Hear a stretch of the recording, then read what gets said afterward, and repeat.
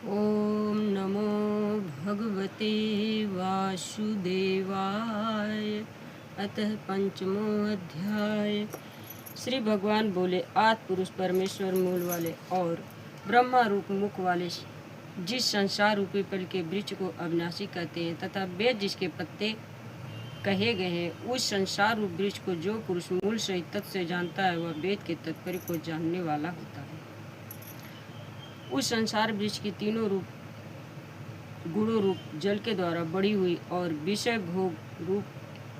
कोपोलों वाली देव मनुष्य और तिर्यक आदि यौन रूपी शाखाएं नीचे और ऊपर सर्वस्त्र फैली हुई है तथा मनुष्य लोक में कर्मों के अनुसार बांधने वाली अहंता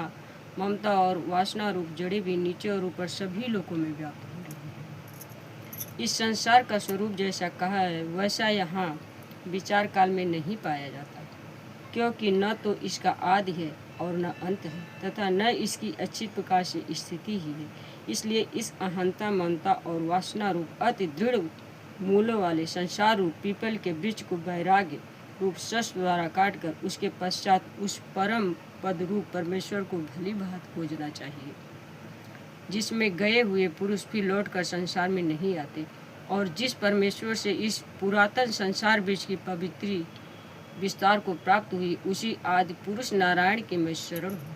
इस प्रकार दृढ़ निश्चय करके उस परमेश्वर का मनन और निध्यासन करना चाहिए, जिसका मान और मोह नष्ट हो गया है, जिन्होंने आसक्ति रूप दोष को जीत लिया है, जिनकी परमात्मा के स्वरूप में नित्य स्थिति है और जिनकी कामनाएं पूर्ण रूप से नष्ट हो गई, वे सुख दुख नामक द्वंद्वों से विमुक्त ज्ञानी जन उस अविनाशी परम पद को प्राप्त होते हैं। जिस परम पद को प्राप्त होकर मनुष्य लौट कर संसार में नहीं आते, उस स्वयं प्रकाश परम पद को न सूर्य प्रकाशित कर सकता है, न चंद्रमा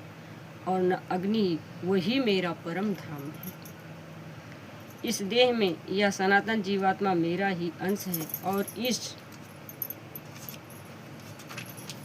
प्राकृतिक में स्थित मन और पांचों इंद्रियों को आकर्षित करता है। वायु गंध के स्थान से गंध को जैसे ग्रहण करके ले जाता है, वैसे ही देहात का स्वामी जीवात्मा भी जिस शरीर का त्याग करता है उसे इस मन सहित इंद्रियों ग्रहण करके फिर जिस शरीर को प्राप्त होता उसमें जाता है।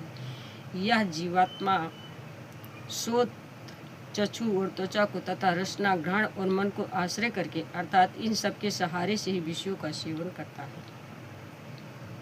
शरीर को छोड़कर जाते हुए को अथवा शरीर में स्थित हुए को अथवा विषयों को भोगते हुए को,